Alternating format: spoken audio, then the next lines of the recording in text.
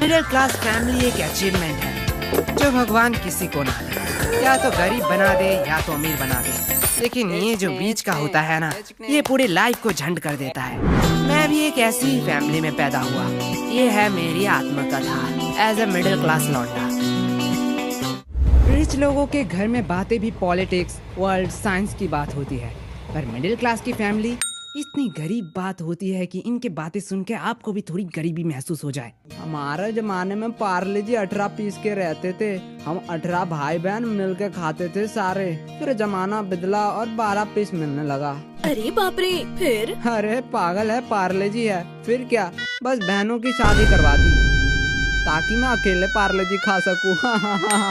कैसी सोच है बेटा, तुम डरती क्यों हो? तुम्हारी नहीं करवा रहे। उसका ये रिश्ता देखो, हम 3 बचेंगे फिर 4-4 बिस्किट खाएंगे। मुझे तो सही लग रहा है। ये क्या बक रहे हो मादर?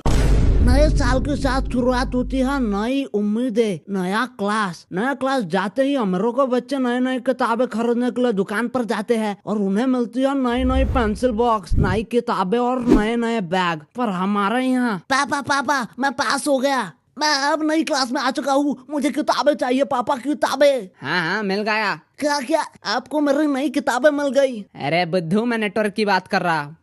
हेलो, हाँ। अरे सुखेंद्र, तेरे बेटे की पुरानी किताब देना। पापा यार फिर से नहीं। चुप रह। ओए, मेरा बेटा भी उसी क्लास में ही गया है। पता नहीं कैसे तो पास कर गया। सोचा था कि इस साल के पैसे बचेंगे, लेकिन यार क्या सुखविंदर, तू दोस्ती तोड़ने की बात कर रहा है? अरे नहीं नहीं, मेरा बेटा तो फेल कर गया। ओह, सुनकर बुरा लगा। अरे बुरा छोड़, मेरे तो पैसे बच गए। तेरा बेटा पास कैसे कर गया वो तो मैं अभी सोच रहा हूँ। पता नहीं कैसे कर गया। छोड़, सबकी किस्मत तेरी तरह नहीं है। पापा पापा नई किताब मिलेगी ना? चुप रह, औकात देख अपनी। जा रहा हूँ पुरानी किताब की दुकान में, वहाँ से किसी ने दान किया होगा तो तेरी किताब ले लूंगा। बड़े होके मेरा सपना है मैं नई किताबें खरीदूंगा। इस पॉइंट में तो इसे एक गलत कदम उठा ही लेना चाहिए। पापा यार मुझे नई किताब दिला दो ना। चुप, औकात देखो अपनी। सुना है इस बार के टॉपर के बारे में? उसका बाप ऑटो चलाता है, ऑटो। और तू कुछ ढंग का नहीं कर पाता। ऐसे नंबर से तो फेल ही हो जाता, मेरे किताब के पैसे बच जाते। पापा टॉप तो मैं भी कर सकता हूँ, तो पर आपको ऑटो चलाते हुए नहीं देख पाऊंगा। इसकी बैंड। तो ये अब हम हैं हमारे टॉपर के पास। मैं हूँ संपादक नूनू, मित्र मंडल नंगा नाच पत्रिका से। नाचो।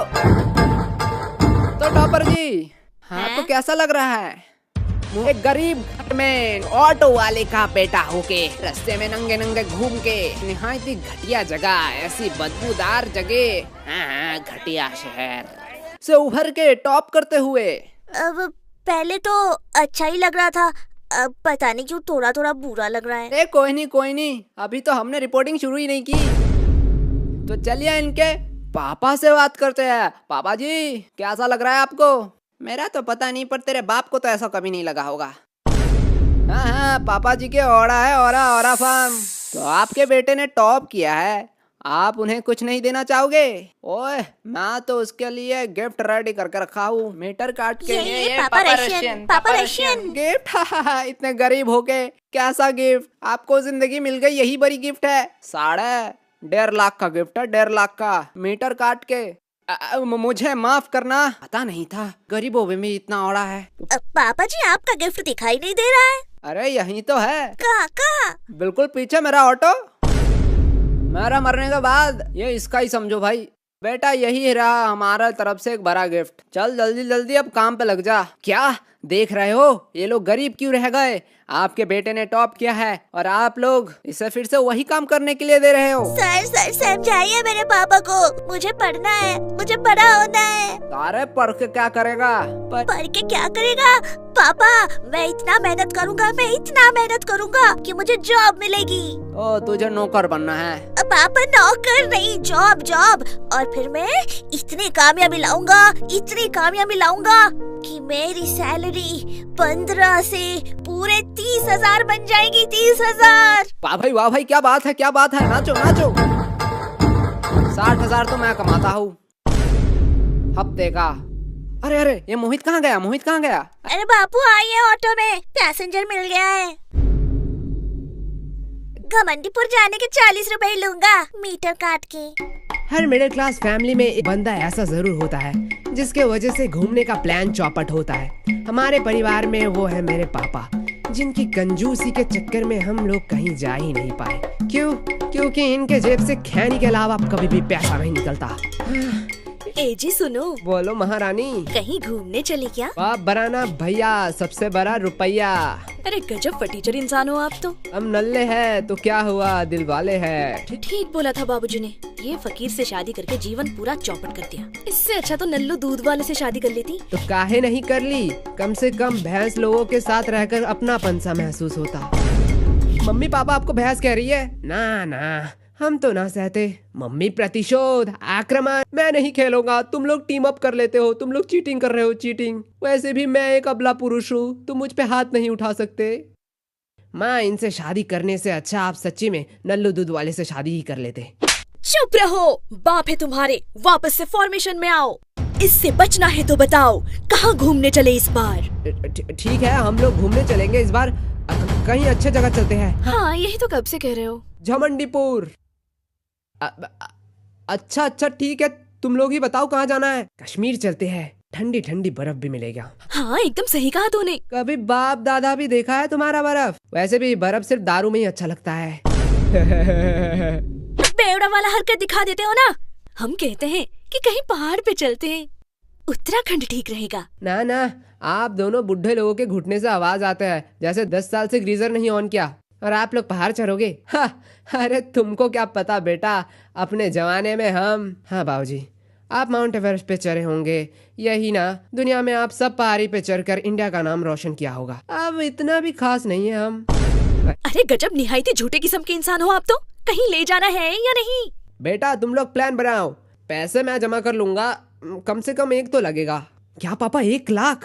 अरे नहीं। हाँ, मेरी तो जान ही छूट गई थी। 1 साल तो लगेंगे। चलो रे, सब अपने अपने काम करो। जब किस्मत में ही हो खाना बैंगन, कैसे इंसान बनेगा अजय देवगन। खामखा मेरा सास चली ससुराल मिस करवा दिया। हाँ, हम वही गरीब फैमिली है जहाँ चप्पल 4 बार टूटने पे भी नया नहीं लेते हैं। उसे सिलाया जाता है और कच्चा फटने पे उसे पोछा बनाया जाता है। हमने ही रिसाइकल और रीयूज का कॉन्सेप्ट बनाया है। तो चलिए शुरू करते हैं आज का ड्रामा। माँ खाना बना रही है और बेटा खाना मांगने जाता है। मम्मी भूख लगी है। तो जहर खा ले। तो फिर पापा क्या खाएंगे? अपने बाप के बारे में कोई ऐसा बोलता है क्या? तो अपने बेटे के बारे में भी कोई ऐसा बोलता है क्या? जब बेटा नालायक निकल जाए तो ऐसा ही बोलना पड़ता है। तो मेरा बाप कौन सा लायक है? माना तेरा बाप 1 नंबर का नकारा, नालायक, कामचोर, मुंहफट, भिखारी, नमक है। इतने सारे एडजेक्टिव किसके लिए लगाया जा रहा है? बाबूजी आपकी ही तारीफ कर रही थी मम्मी। क्या जी मिसेस, हम पे इतना प्यार आ रहा है? क्या कह रही हो मेरी तारीफ में? यही कि आप 1 नंबर का मुंहफट पांडु इंसान है। अपने बाप को कोई ऐसा बोलता है? पर ये तो मम्मी ने बोला। ओ, तो तुमने कुछ नहीं बोला? हाँ, मैंने भी तो कहा। आप मेरे पापा के बारे में लाखों बुराई कर लो, लेकिन मेरे पापा एक सच्चे, ईमानदार और अधिक ऑरा संपन्न व्यक्ति है। हाँ, ऑरा फान, बस थोड़े से मुंहफट और भिखारी है। अपने बाप को कोई ऐसा बोलता है? बदतमीज। अरे हमको रहना ही नहीं है इस घर में, ढोलक बनकर रह गए हैं। कभी भी कोई भी आके बजा के चला जाता है। कम से कम रात में बीच चौराहा पर बैठ जाओ तो बज कर कुछ कमाई भी हो जाए तुम्हारी। आप यहीं से पैसे लाते हो क्या? अपने सोर्स ऑफ इनकम किसी को मत बताइए। बदतमीज। हाई क्लास फैमिली में ऐसी चल रही होती है। पता नहीं उनके माओ को कोई काम नहीं रहता, लेकिन अचानक से आके कहेंगे, बेटा below please mom let me sleep. Okay बेटा, आप जितना चाहे उतना सो सकते हैं, good sleep is good for health. पर ये हमारे यहाँ नहीं होता। हमारी नींद उनके लिए अभिशाप है। मतलब 1 घंटे ज्यादा सो जाना जैसे धरती का ऑक्सीजन खत्म हो जाना। ओ करम जले सुअर की औलाद, उठ जा, दोपहर हो गई है। 5 बज रहे हैं माँ, अभी कौन सा दोपहर है? तुम माँ से बहस करेगा? ए जी सुनते हो? बाप की एंट्री। किसने गब्बर को बुलाया?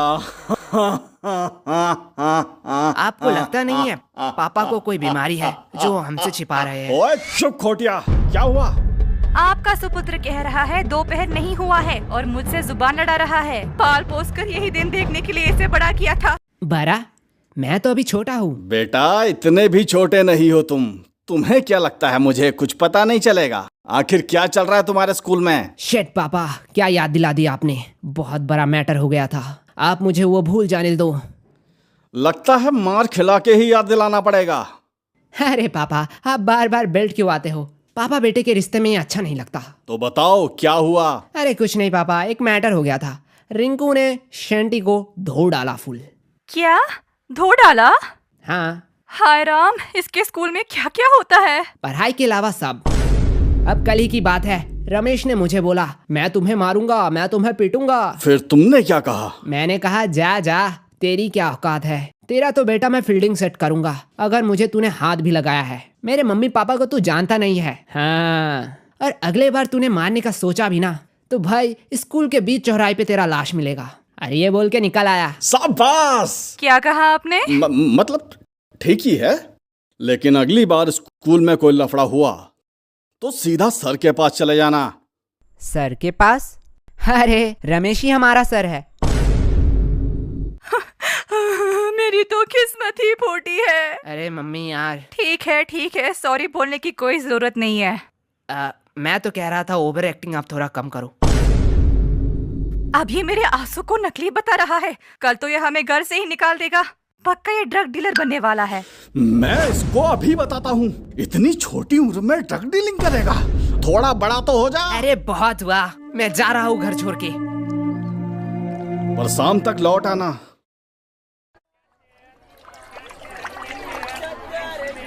पापा यार कहीं तो सोने दो।